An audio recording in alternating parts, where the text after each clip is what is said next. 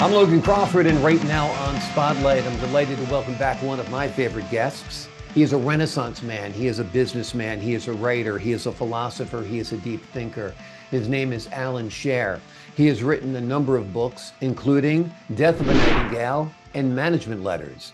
Management Letters is a book that offers profound insights into achieving success, both in life and business. The author combines his unique perspective on knowledge and connections, luck and strategy to guide individuals on their path to success. In our conversation today, we're also going to discuss his views on contemporary issues, including his thoughts on societal matters. We're delighted to have this very talented man join us here today on Spotlight. We thank the team at Prime 7 Media for helping us put him in the spotlight today.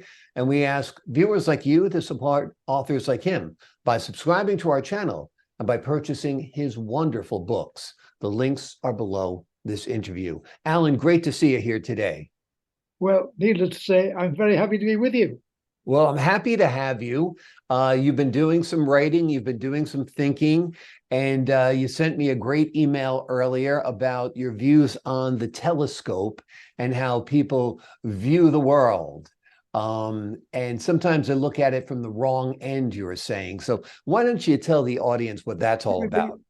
Yeah, well, this is this thing here. I mean, believe it or not, I bought it for £10 from Amazon. Right. And just look at it. I can open it. Just beautiful little thing. There you go. Leather-bound telescope.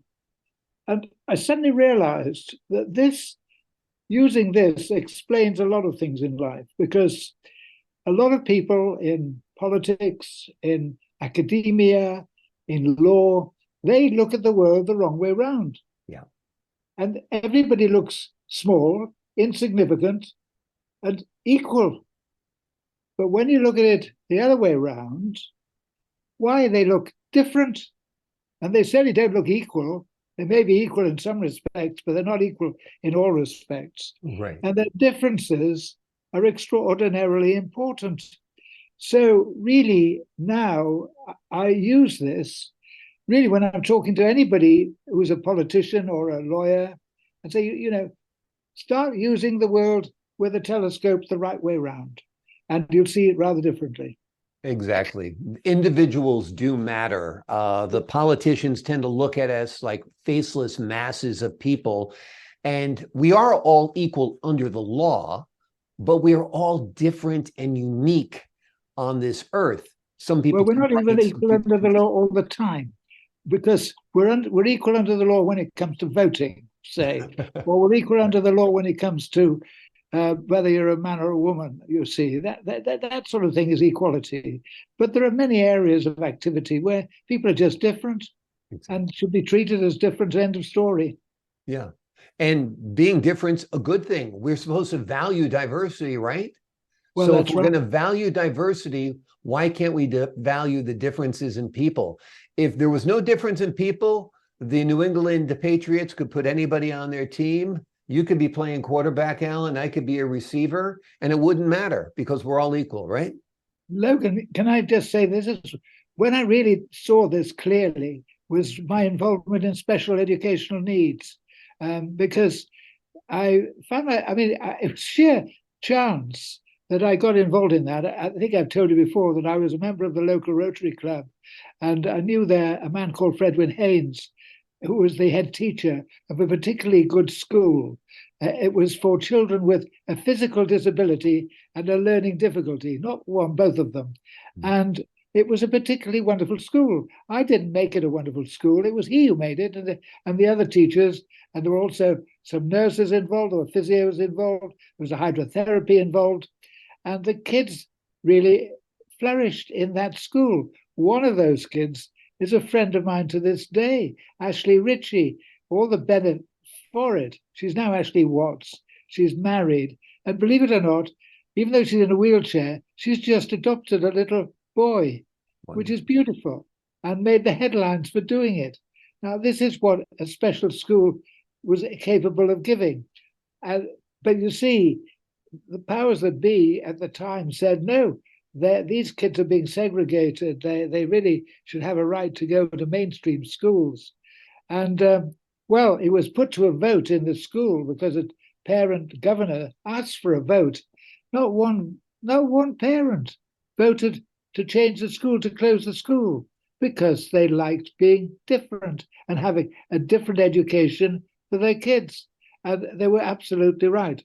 But tragically, it didn't stop the local authority, and it didn't stop inclusionists saying, no, no, no, no, we must close the school down.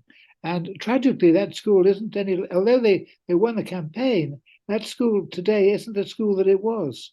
And that's been a huge provocation to me to get involved in this subject of equality and rights and so on.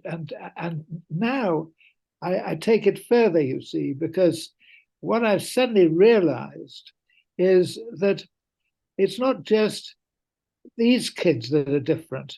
There are kids who, in fact, are given an equal opportunity to go to university, because everybody thinks that everybody should have an equal opportunity to go to university. But really, in many cases, they are not able to go to university. They don't want to go to university, and they can have a very good career for themselves without going there. Yeah. And the more I've thought about it in the last few years, the more I've realized that there should be a different pathway for them. But nobody really wants to talk about it because the establishment is extremely conservative. I mean, this is the irony, that the left at times is more conservative than the right. And especially in education, they're stuck with a policy that they formed in the 1940s. And that's where we must stay today. Well, I question it anyway, but that's where it all starts from, if you like. Yeah. Yeah, well, not everybody is built to go to university. The university degree means nothing if everyone has one. Some people are put in this world to be poets. Some people are going to be philosophers. Some people are going to be sociologists. But what about the people who are good with their hands, who are builders, who are plumbers, who are electricians? These are worthwhile trades that make a difference in your life and my life all the time. Well, I've got a paper here, which is today's paper in the Times. 5-point plan. 5-point plan to cut immigration, right? And this is because why do a lot of people come into the UK today? Because there are jobs going, and the local people haven't got the skills. So people come into the country to fill the vacancies. Now, here you've got a 5-point plan to cut immigration, but nobody talks about training all the people in this country to do the jobs rather than having to go abroad to fill the vacancies. And this is the way it goes in this country. I don't know whether it's the same in America, but it's exactly the same. Essentially, you wouldn't bring in immigrants if there were people in this country, because it's much more natural. So you give, if you give people in this country the opportunities, but you've got to train them to take those opportunities, and the educational system doesn't do that, and the country is the poorer as a result of it. What's your take on all of the migrants that are pouring into the United States, into Ireland, into London, into every country throughout Europe? It's changing the face, quite literally, of Europe. Do you think it's inevitable? Do you think it's a good thing? Do you think it should be more controlled? What are your thoughts? Well, ideally, I'd say it should be managed. And what I sense is that politicians have not got the ability to manage it. And I think it requires a degree of cooperation between countries to achieve that. But I don't think it's there. So it's not my world to be able to comment on it. Right. Only what I've said, and that is that we should be training our own people to do the jobs. I mean, you take, for example, caring. Now, for many years, I was the chairman of a care home. And in fact, the people working in that care home, by and large, were from the UK. But I know that in the big cities in London and Manchester, quite a lot of people who work in care homes come from abroad. Well, the question I ask is, our kids in school being educated to be able to do that job professionally, not just do it, but do it professionally. I was very lucky because the manager, who was a lady, she was there for 17 years, and she trained the staff. And that was the great advantage of the one that I was in, because she said to the staff, look, you see these people towards the end of their life, just remember that once upon a time, they were dynamic in their lives. So they're not dynamic today, but treat them with profound respect. Yeah. And even after she left, because I've been, was a resident in my own care home. I broke my leg and ended up there with I mean, I literally, I won't bore you with the detail of it, but I literally couldn't move at all. I had to be hoisted around. So I then was a patient in that care home, and I could see some of the staff. There was a night nurse in particular. She was a beautiful person, and really she was trained at the time of the previous manager. And the manager herself was trained by the previous man. Continuity is very important in this context. But that's where training is important. And as I say, I don't think that overall, when the educational system is considered, people are thinking about university all the time. Well, they shouldn't be. They should be thinking about this sort of role. And I mean, I'll give you another little memory, and that is being a waitress. Now, you may think, well, what's being a waitress? Well, I remember we were on holiday in Grindelwald, in Switzerland, and there was a girl looking after us at breakfast table. And apart from anything else, she was multilingual. Because when you think about it, if you're in Switzerland, they're getting people from all over the world. And nothing is nicer. All right, today we're spoiled in England because, everybody speaks English. But it's still nice to speak in somebody's own language. And this waitress was multilingual. And the other thing I remember was that she moved the crockery soundlessly. How often are you in a restaurant or anywhere else for that matter? You hear clunk, clunk, clunk, and you're trying to talk over it. But this is professionalism. And when I was this was my book, you see, on management letters. I tried to deal with practical matters. People, you can be too clever, too sophisticated. What you want is some just honest to goodness common sense. And all too often, it ain't there today, unfortunately. And if you have a broadly based educational system, then you can actually deal with it. I mean, I've got here, I just thought I'd just bring it along with me.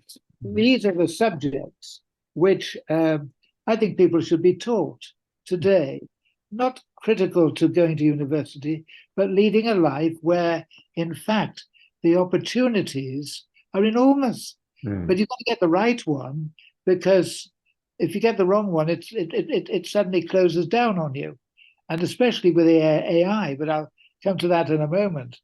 What I've got here is computer and the internet. Well, I think everybody's got to know something about that, keyboarding skills.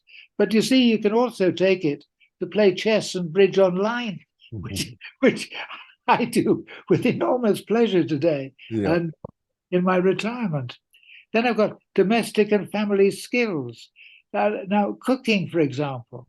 Now, it used to be thought of it, well, a female pursuit, or maybe you go to your local supermarket and buy the food. But there's a certain pleasure in cooking your own meals. And I know, and I remember still, in this special school, the Barbara Priestman School, they were teaching the kids there to bake tarts.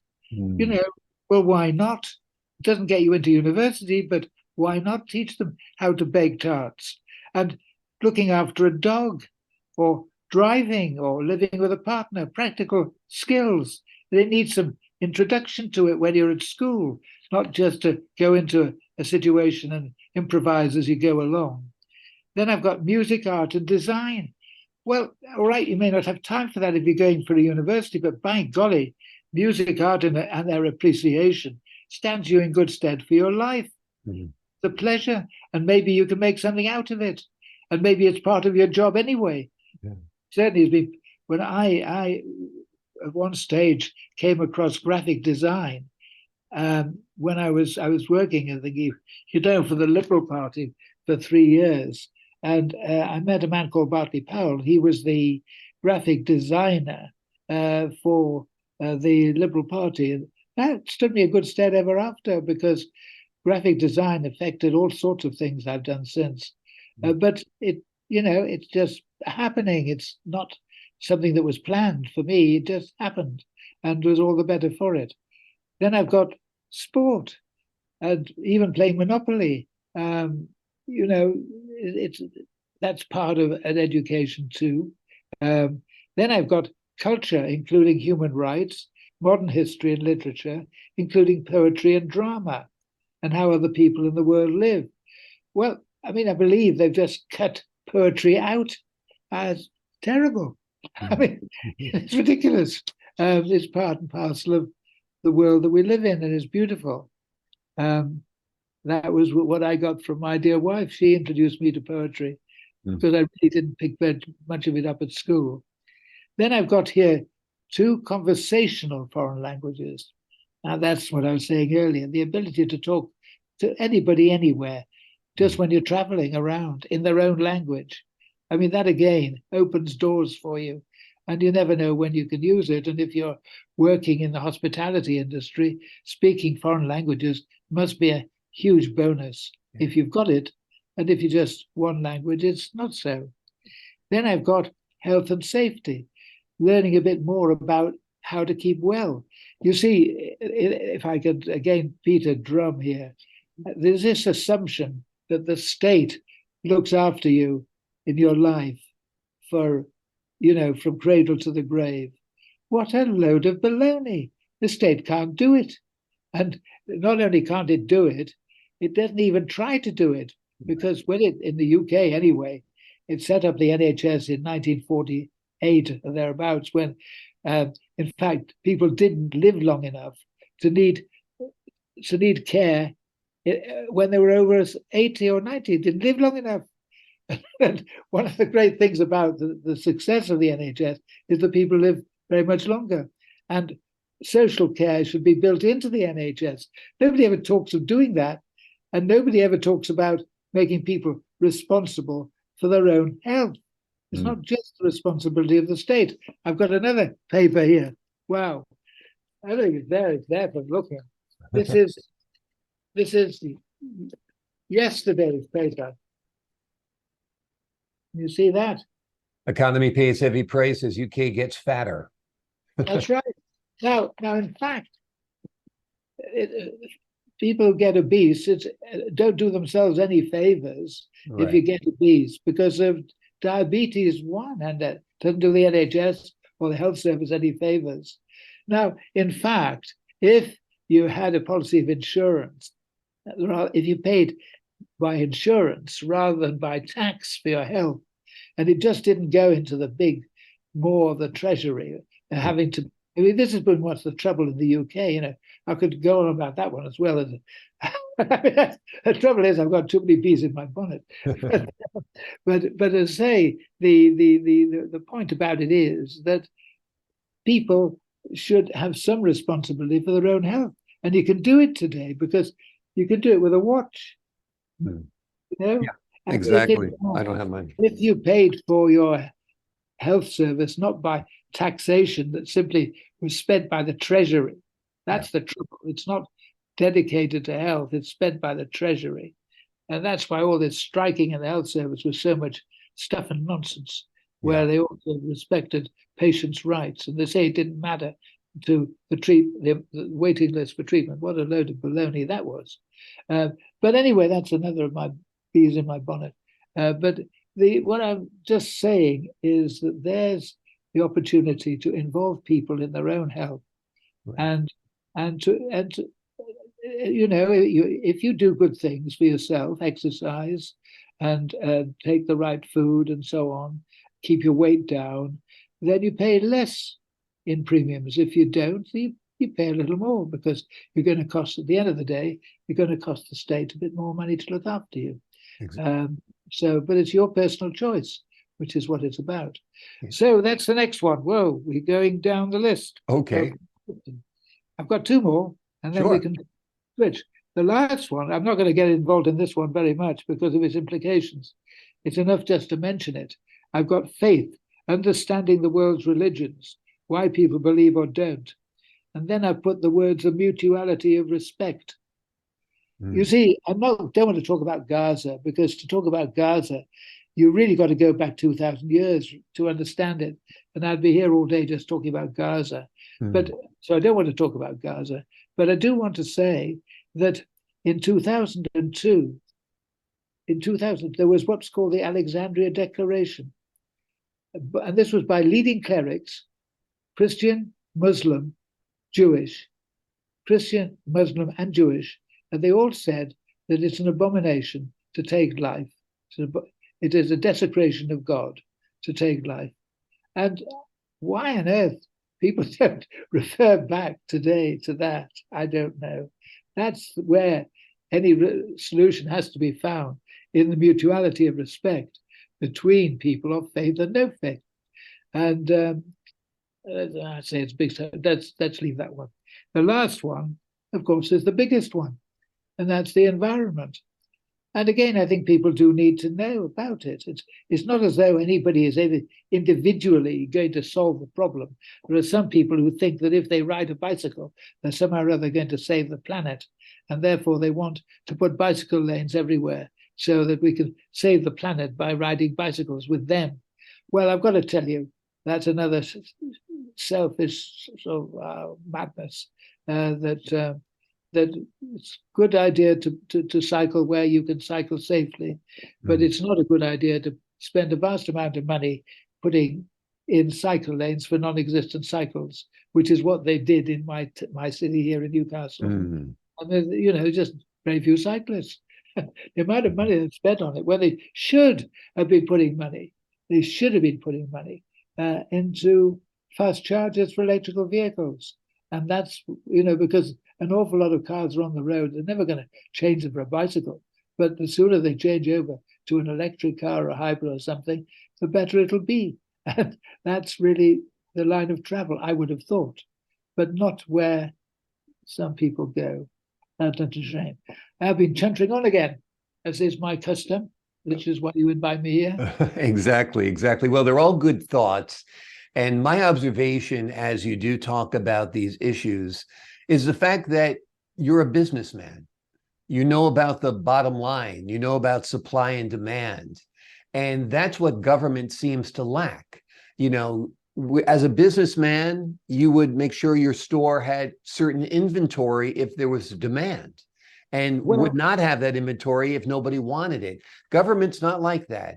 There's no accountability. They're spending other people's money. And the more they spend, the bigger their bureaucracy comes and the more power they have, don't you think? Well, I think the trouble is, and I don't think people realize this, that entrepreneurs risk their own money. But when the state tries to be an entrepreneur, he's spending your money. And he takes a rather different view of it. He's a bit more careless, and he doesn't like to be held responsible if he makes a mistake with it. You see? Yeah. But whereas if the businessman makes a mistake with it, he goes bust. And that's the penalty. But it's also the spur, because he can be very successful with it.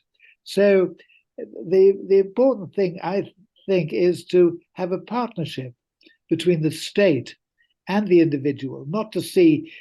This is where the Marxists have got it all wrong, because they think somehow or other that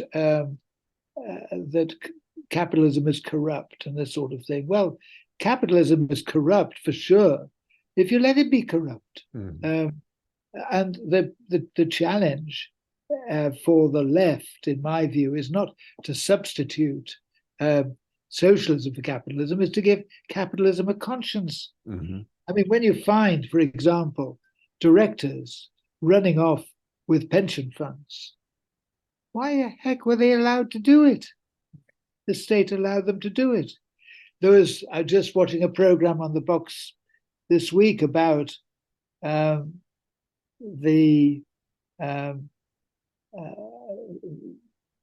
what it was. Did it pertain to the pensions? No, it wasn't. It was about asbestos. Okay. Asbestos. Now, everybody knew about the danger of asbestos. So instead of trying to head it off, and they pretended it didn't exist. And in the insurance companies, they said, ooh, we better find a few more suckers to sign into a syndicate to pay the cost of when it happens. And I was actually in my Rotary Club when someone came from Lloyd's saying, what a good idea it was to be a name at Lloyd's. Well, why they took that into their mind at that time was they wanted a few more suckers. Now I can see that now. I didn't see it then. But this is the cynicism, unfortunately, of some people. But the answer is, if you're in politics on the left, that's what you should be dealing with. You should be trying to head off the abuse of capitalism, not to substitute socialism for capitalism, which isn't a good substitute because people don't understand money and they don't understand risk. And that is the problem, because unless you understand money and risk, then you don't know where to spend the money in the first place. Exactly. And you don't know when to stop spending it.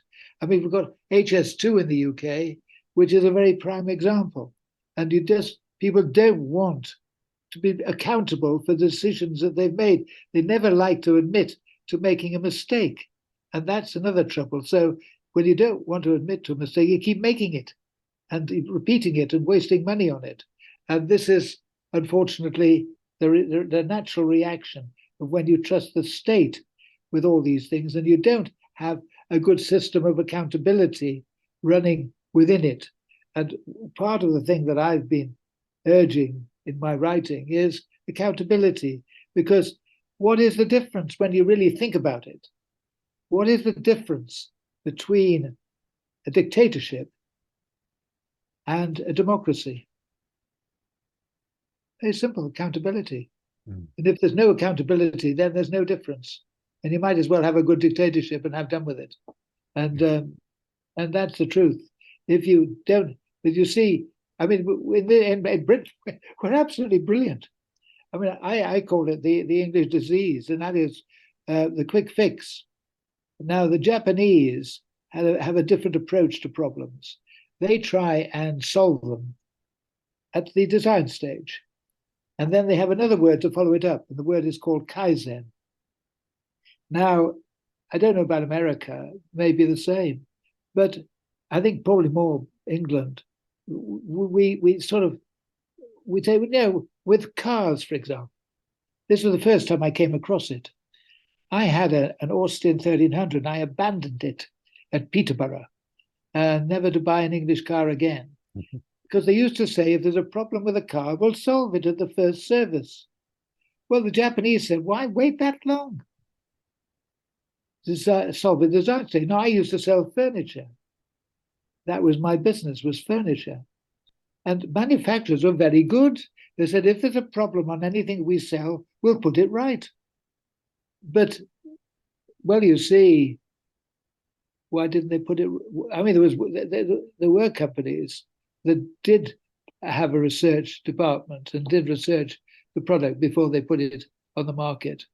IKEA, for example, is very thorough in that respect. And there was a company called Christie Tyler that had it. But there were a lot of companies, they said, oh, we know how to make sweets. If there's anything wrong, we'll put it right. and they did, but it's a bit late. Exactly. And I could go on and look at other industries the same, where, you know, the quick fix was all you needed, but it's not. And this is where, in fact, capitalism needs to be on its toes. And what I saw in my 20 years as an entrepreneur, because that was the finite limit that I gave to it, is that when you did it right, you benefited. And I mean, I'm rather shattered. I mean, I really am. I don't know whether you know. I mean, I retired in 1993, and I stopped being an entrepreneur. I had no interest whatsoever in my company after that. And the company at that time was was big in the northeast of England. And I wrote as a parting gift to my my managers, management letters, trying to distill the essence of being a good manager that I'd picked up in the previous 20 years. Prior to that, again, I acknowledged I knew nothing at all about management, but at least I learned as I went along. And in life, that's what you have to do anyway, is to learn as you go along. And don't think that you know it when you're young, because you don't. And you shouldn't think that you do. But that was really where I left the company, right? Now, what has happened since it went nationwide? It actually hit the fan in 2008 and had to be bailed out, but it was too big to fail. And now, I think it's an Italian company, has offered £99 million for it. Right. Well, I mean, it's a pity that I haven't got any of that 99, any claim to any of that, but I haven't. But I don't mind, because I got a good deal when I sold the company in 1993, and it was to set up my retirement, and substantially it has. And money is not the essence anyway of life. What I do know is, what I certainly know now, and what I try to write about, is that it's family and friends. I mean, that's where the richness lies in your life, and the satisfaction side of life. I mean, that's what's important, the satisfaction side in life. And I don't think people always realize that, but there's a lot of voluntary work going on in our society, and that's what provides the texture and the quality to the world we live in, and that's what I'm happy to reinforce today in these little talk with you. That get your priorities right, and don't think it's just money that counts. It's the satisfaction of doing what you're doing, giving something back to the world. So it helps that you've been here, and that's all I want to do. I just want to make a contribution, and then I can go peacefully. I'm just sorry that I'm very lucky if I leave the world a peaceful place, the way it's looking at the moment. But never mind, I do my best, and I try. Well, you have left are leaving a legacy of beautiful thoughts as well as writings. And I think that's important. And I think you're very, very correct that relationships are what matter. And I think when you look back at your years at your company, at the furniture store, it was at the furniture company, it was the relationships you had with people that mattered, that you recall, that you cherish till this day, aside from the income you generated, of course. Well, I've been rewarded. Should I tell you how I've been rewarded? Personally, sure. There was a girl called Leslie Sheraton. Now, she was trained by my mother as a clerk. She was my secretary, my PA. And remember, I retired in 1993. She then became the secretary and PA to my successor, who was the manager that I'd actually hired in the first place.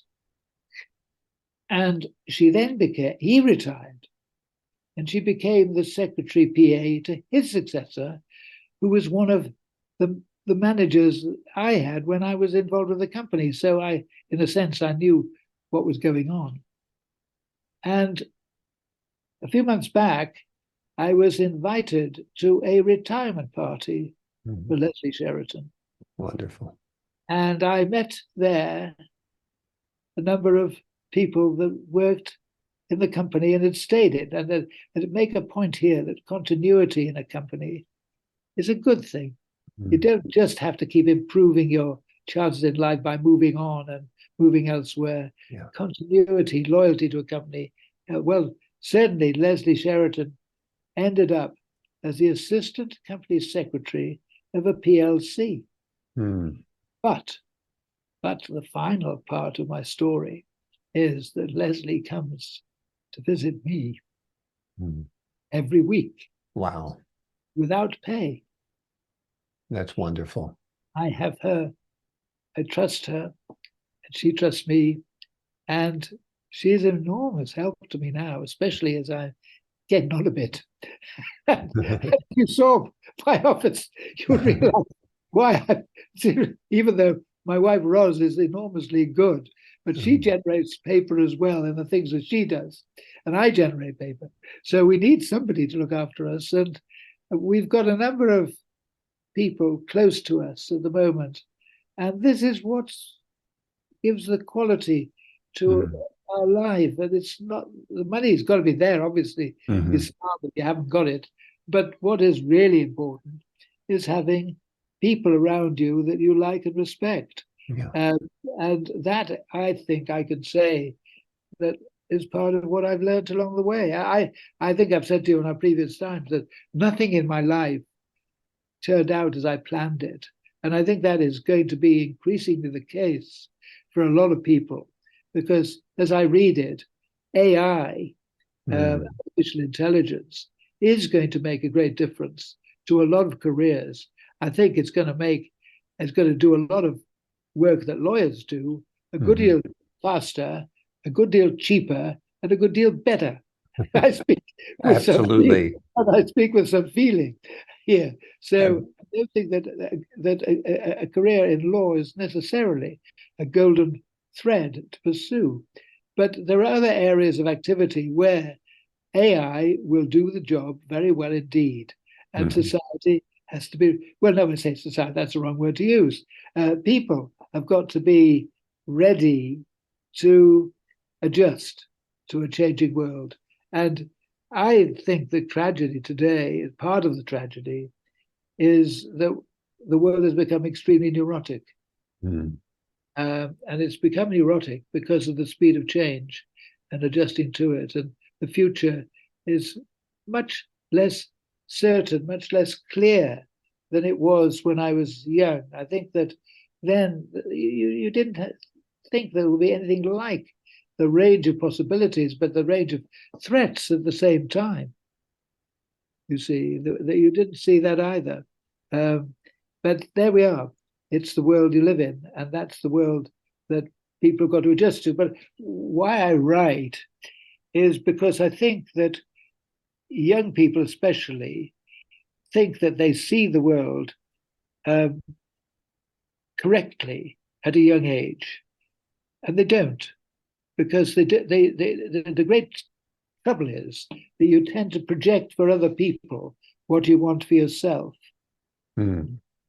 Exactly. You correct it. Now, a lot of people do that. There's a big mistake.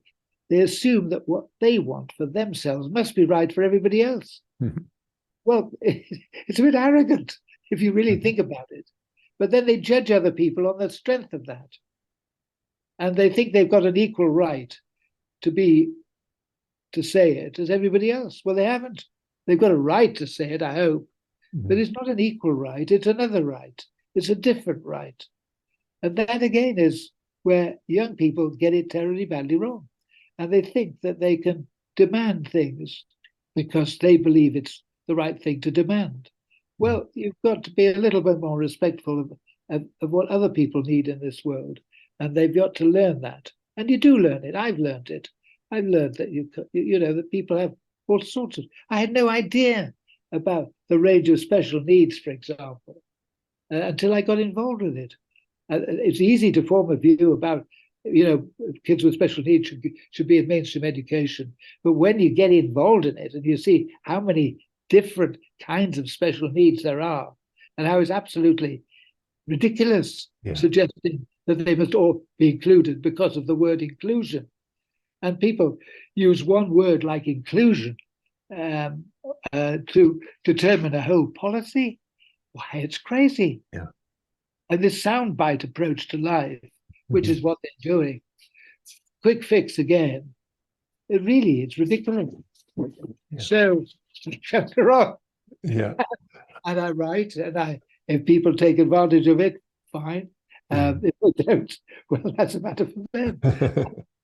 That's the way it is. Exactly. I hope we've covered quite a bit of ground today, but How are we getting on? I've looked at We have about 5 minutes left, Alan. I just wanted to ask you before we leave about Death of a Nightingale. Did you want to talk about that a little bit today? Are you updating it for 2024 or? Well, the strange thing is that in my life, being on the contrary side of life, a lot of people have made it very difficult for me to say what I want to say. I'm not going to go into it in any detail, but they have, and I don't know what I'm about to say to you is Machiavellian or just crazy. But I've got this book here, which is Death of a Nightingale, and 2022, and it is published. It's on the back cover. It's got a really good back cover on it. Amazon Publishing Hub. Okay, on the outside of it. Now, inside of it, it says it's published by Regency Publishers. At the moment, I don't know who's publishing it. I mean, it's Exactly. crazy because you see, Amazon Hub said that they were the publishers of it, and they gave it to Ingram Spark to publish it. And Ingram Spark, I discovered, sell only to bookshops. They don't sell to individuals. And I know a personal friend of mine broke the National Book Agreement. And you can't, an author can't control the price that bookshops sell their books today. I'd like to control the price of my book downwards. I don't want it to go sky high anyway. I want to be as low as possible, as many people as possible to read it, and the money to go to charity. I mean, that's really what I'd like. Right. And, but so I said, look, I said to Amazon Hub, would you please publish the book yourself? The other complication was that when it was published by Amazon Hub, they missed a bit out. I don't know how it got left out, but one of the reasons why they got involved was that I got a contribution from a man called Sir Geoffrey Bindman. Now, Geoffrey Bindman was a personal friend of mine from university days. He's one of the most foremost human rights lawyers in the country. And he happens to agree with me when I talk about education. And he was happy to say so. And he said so in the book. We don't agree on everything, but why should we? That's life. Yeah. And but his contribution was actually missed out of the book. So I go back to try to sort this out. And then I find that I think it's KDP, it's another bit of Amazon, says they're the publishers. Well, I don't know where I am now about this book, except that I'm now this is all in the last 48 hours almost. So what I think I have to do is to get KDP to publish it. And I've used this program to say that. I think KDP should publish it. I've got a very good publisher in America, but if they're printing in America, it costs a lot of money to transport it to other countries, and I would like to avoid that. And obviously Amazon will do that. So that's really why I'd like Amazon to do it and why I'm going to ask them to do it. And now, the other thing I'd say about it is this, that it's called 2022 and we're almost into 2024. So maybe the new book should be called 2024 when it comes out. I think that's a good idea. Or maybe even leave off the date altogether so it never gets dated. Well, I think 2024 sounds good. Yes. 1984, 2024. Or how about 2024 and beyond? It's more optimistic. It's a more optimistic sound. Absolutely. Anyway, I'd like it to be an optimistic book anyway. I'd much rather leave behind some degree of optimism in a troubled world rather than negativity. So that's what I try. And that's where I hope we're going with my writing. And for as long as I've got left in this earth, which is, to sound good news for people, say the good things are around, because there's plenty of good things around. We have a lovely quality of our life, Ros and I, in Newcastle on Tyne. It's there for the taking if we could only have few troubles to worry about. Yeah. Well, we appreciate your time today. We've covered a lot of ground. All of your thoughts have been positive, have been encouraging, have been helpful, and as are your books, Death of a Nightingale, and also Management Letters. They're highly recommended by the Spotlight Network. Alan Scher, there's Management Letters, him and his team in front of his signature building in England. And it's quite a read. It'll help you with your business. It'll help you with your life. If you heard a lot of common sense here today, that's because a businessman, Alan Scher, who's also, as I said, a writer, a thinker, a philosopher, has put a lot of thought and energy into this book. And it'll be a timeless classic, no doubt, in helping people run businesses, enterprises, and even government would be wise to take a look at this book. Alan, thanks so much for joining us here today on Spotlight. Great pleasure, as always, and wish you well as well for next year too, and a happy Christmas too. Happy Christmas, a great 2024. May all good things happen to you, sir. And to the folks at home, I'm Logan Crawford, thanking you for your time this time. Until next time on Spotlight.